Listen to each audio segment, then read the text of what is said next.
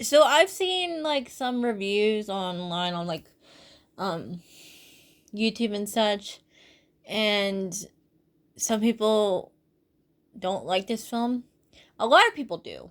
I haven't seen a lot of hate towards Wicked for Good, but there are a small percentage I've seen so far that do not like Wicked for Good, and the reason being is that it's not like the first one where it was bubbly, pun intended, and funny like from start to finish.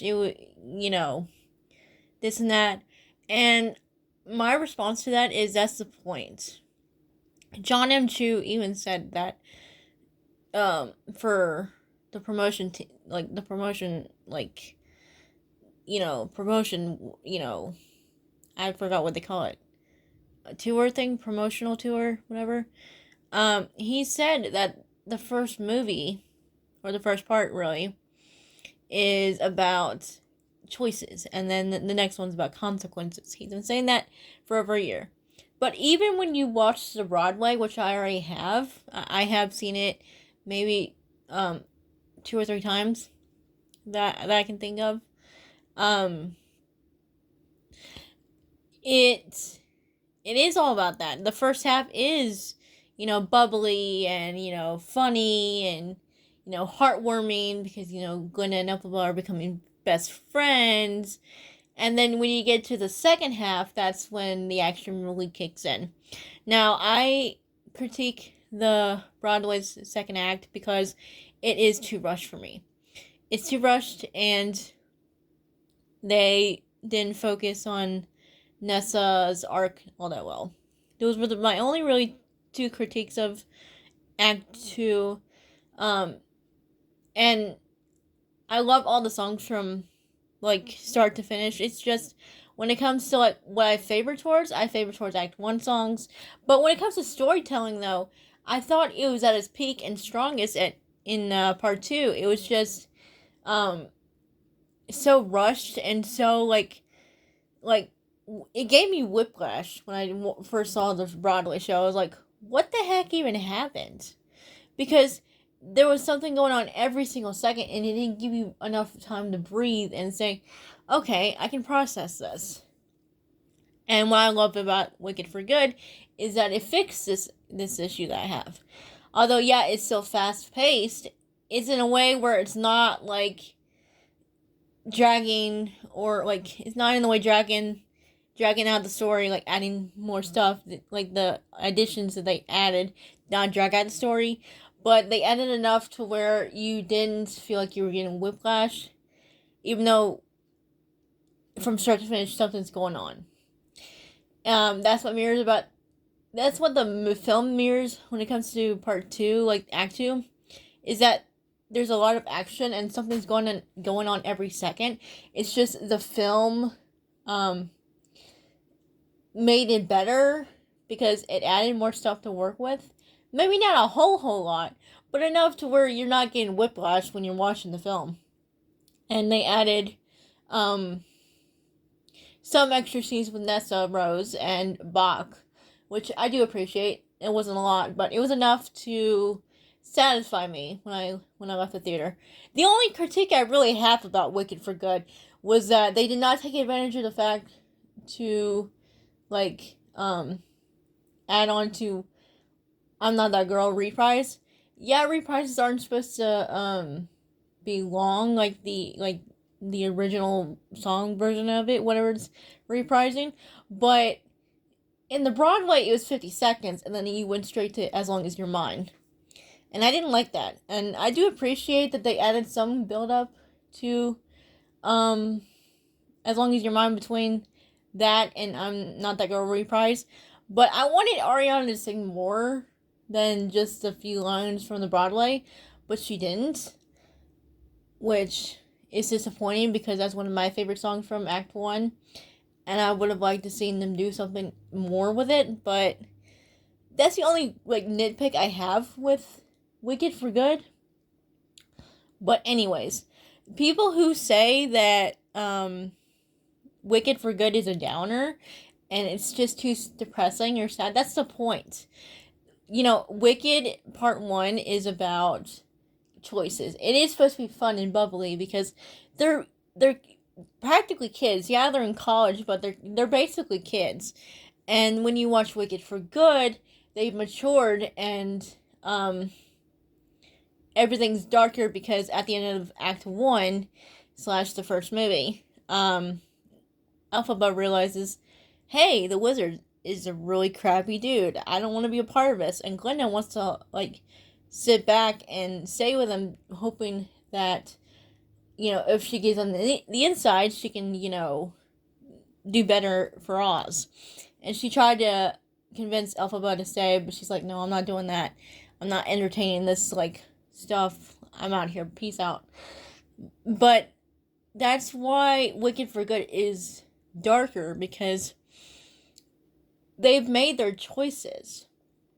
Glinda decided to be with the wizard and stay behind and be popular, pun intended, and Elphaba decided that she didn't want to sit back and go along with a lie that because that's not what she believes in. She wants to help the animals, and she realized at the end of Act 1 that he was the reason that the animals were being treated poorly, that they were caged and fired from their jobs and losing their rights. And that's the point of part 2 and Act 2 of Wicked. It's about the consequences of the choices that they made at the end of the first act. And Wicked for Good is not a sequel to Wicked. It is just a continuation of the first film. It's basically I've never seen all the Harry Potter movies, but I keep hearing this a lot when people say, it's not a sequel, it's like Harry Potter. My brothers are big fans of Harry Potter's, so if I say something wrong about it, I am sorry, but I think the last 2 films are, based on a book that was too big that they had to split into 2. If I'm wrong, please, someone who's a Harry Potter fan, correct me if I'm wrong, but I think the last 2 films are based on a book that was too long to add in one movie, so they split it. And as a Twilight fan, who read all the books and who watched all the movies, the last 2 films are based on the book that was too big to add in one film, so they split into 2. That's why it's called Breaking On Part 1 and Breaking On Part 2. Because it's based on a book that was too big to have for one movie, so they needed to split it. And that's what they did for Wicked, the Broadway. The films are heavily based on the Broadway. I don't see a lot of connections to the novel that is based on. I saw things here and there that came from the book, we got to see the Gale Force. They were called the Gale Force in the book, and I don't remember if they were called the Gale Force in the Broadway, so I caught things here and there. I'm trying to watch what I say so I don't accidentally spoil it for someone who hasn't seen the Broadway or hasn't read the book and wants to see the movie with no spoilers. I'm trying to watch what I say. But, I noticed small things like that, so they didn't really add much from the book, but I can say that the book focuses on the animals' struggles more, and I think they wanted to take inspiration for that for Wicked for Good. So, in comparison of the Broadway show, the second half was more focused on the love triangle between Glinda, Fiyero, and Elphaba. But with this film, it's more focused on the animal rights and Elphaba, and the love triangle it's more treated as a subplot of some sort, if that makes any sense. But I just wanted to make this video just to remind people that if Wicked for Good was too depressing, that was really the point of it. I'm not trying to talk down to you guys because, not everyone's gonna like this film. This film's not made for everybody in the world, but Wicked for Good is supposed to be more mature, more dark, and more serious in comparison to the first film and first act because, like I said, they're kids. They're practically kids, even though they're in college and they're, obviously adults.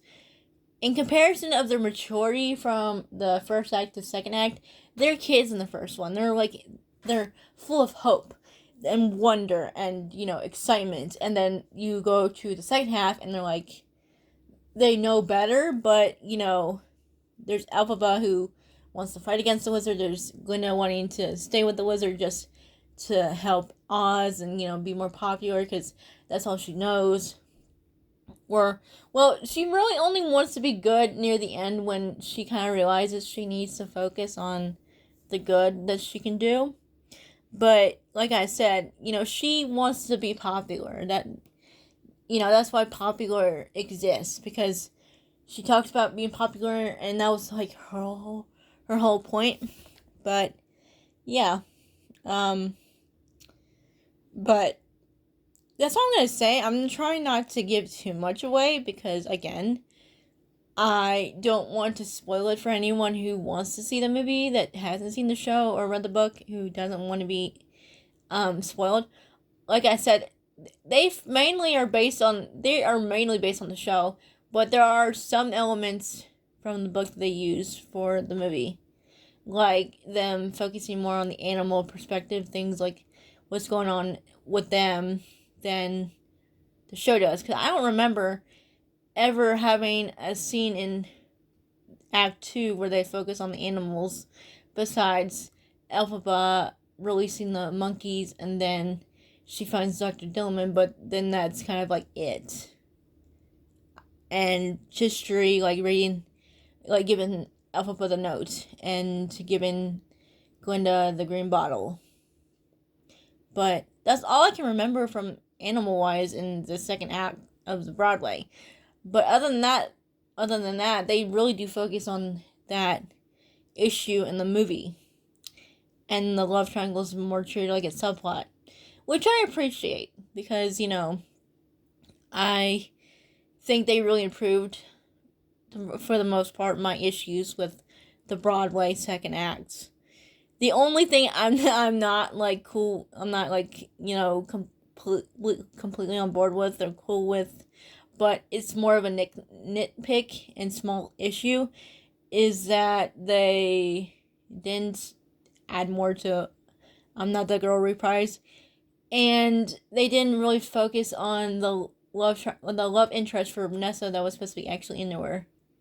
I thought it was odd that they mentioned they were going to do that, and you see the character one time, but yeah, I wish they would have managed those better, but at least it's the only things I don't like about the movie, to be honest. But I love them. I love Wicked and Wicked for Good. I'm trying not to say the second movie because technically, it's all one story. It's just they had to split it into two parts because it's so long. But I'm trying hard to remember not to call it a sequel. But if I did, I'm sorry. Anyway, that's it.